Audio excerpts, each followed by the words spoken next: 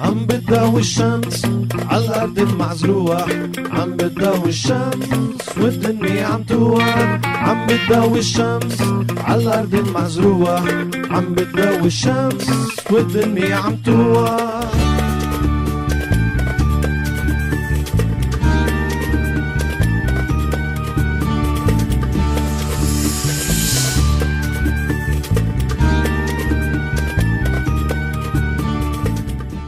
Olá!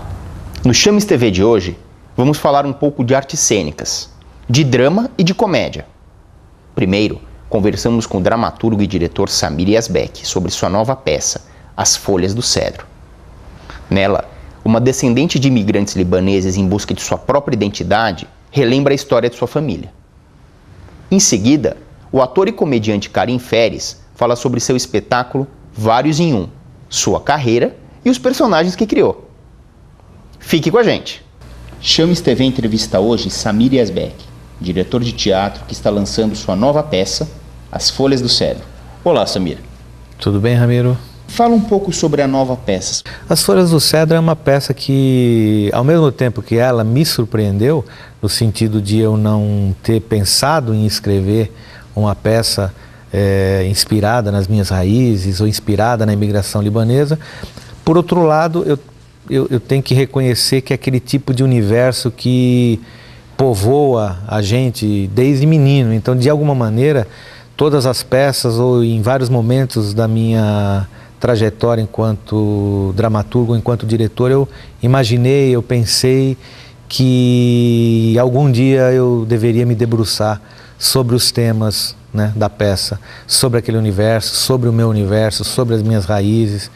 E de 2 ou 3 anos para cá é que eu comecei a escrever propriamente a peça, né? Inspirada um pouco na história da minha família, mas também inspirada muito na história da imigração como um todo, né?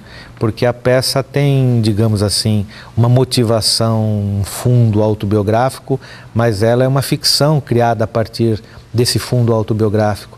E uma ficção para poder discutir um pouco alguns valores, alguns temas, alguns assuntos que me interessam discutir, que já tinham me interessado em outras peças, mas que no caso das Folhas do Cedro está mais centrado, mais,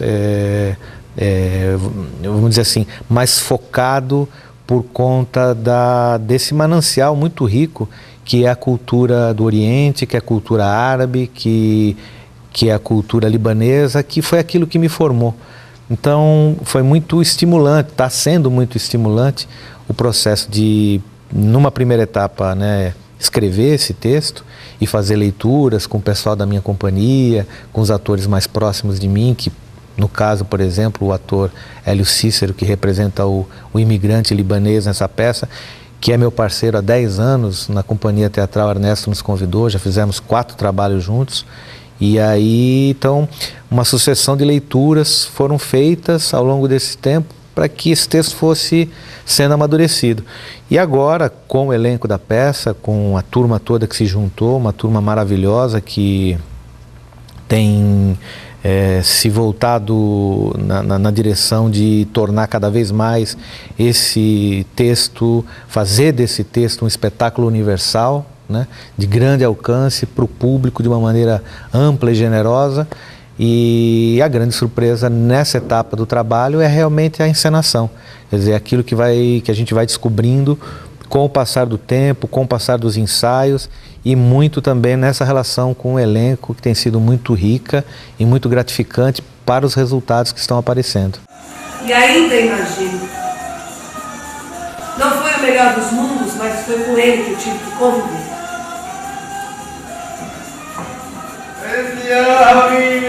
Parabéns! A bolinha da pelã.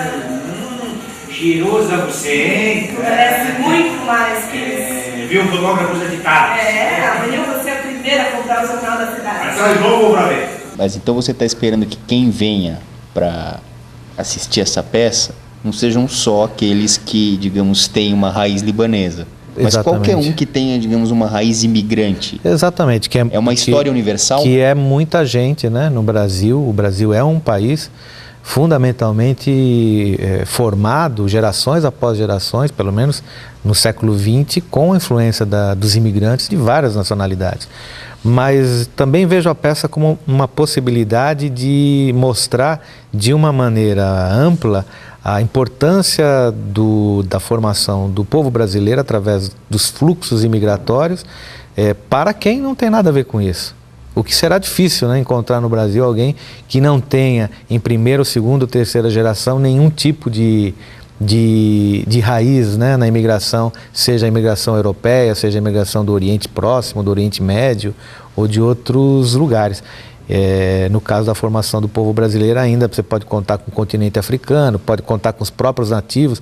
Inclusive a peça tem alguns aspectos em que ela aborda um pouco esse assunto, que é a questão do pano de fundo no qual ela se situa, que é a construção da estrada transamazônica durante o período da ditadura militar em 1970. Em casa, todos sentiam muita raiva dessa mulher. Quem era ela para querer destruir a nossa família? Mas talvez ela só estivesse fazendo o que muitos de nós não conseguem evitar. Entregar-se de corpo e alma àqueles que, mesmo sem saber, estão nos destruindo.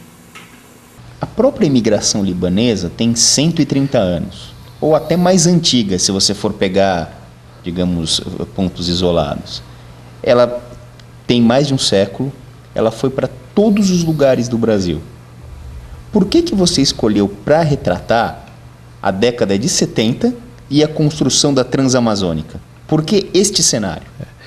Primeiro assim, a coisa que mais me encanta e me instiga no universo do Oriente Árabe, digamos assim, é a cultura como um todo, a questão das tradições, a literatura, né, a poesia, a linguagem poética, a beleza dos países, a cultura do povo de uma forma geral. Tudo isso sempre me remeteu a alguns valores, né, que no mundo ocidental e no mundo moderno, contemporâneo, tem se perdido gerações após gerações, né?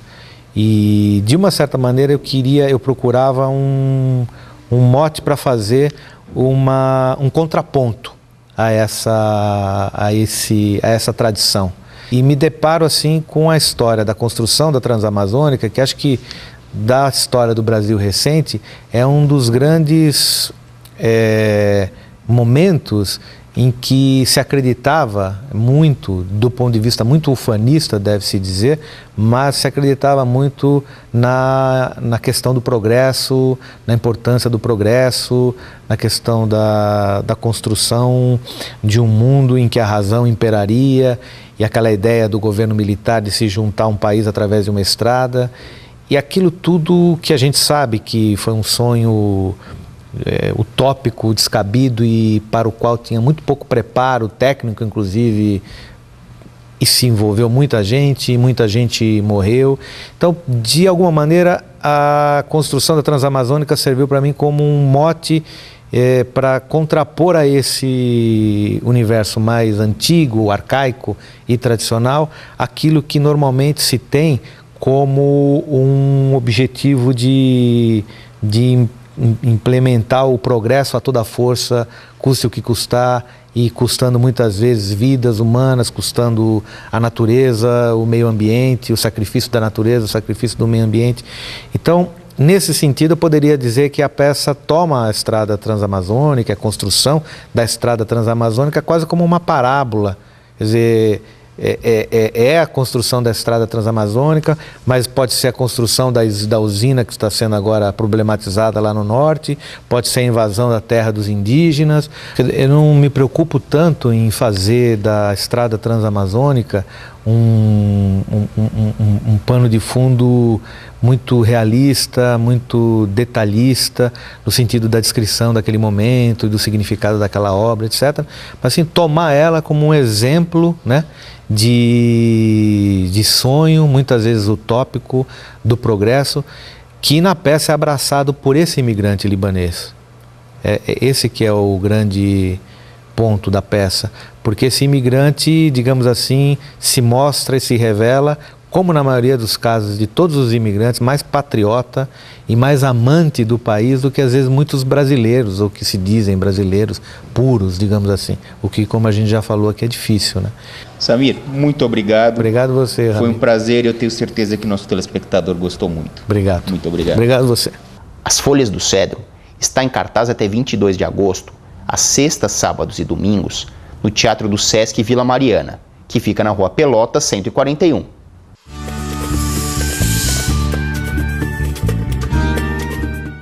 Chames TV tem o apoio cultural de Saraiva e TS Chara.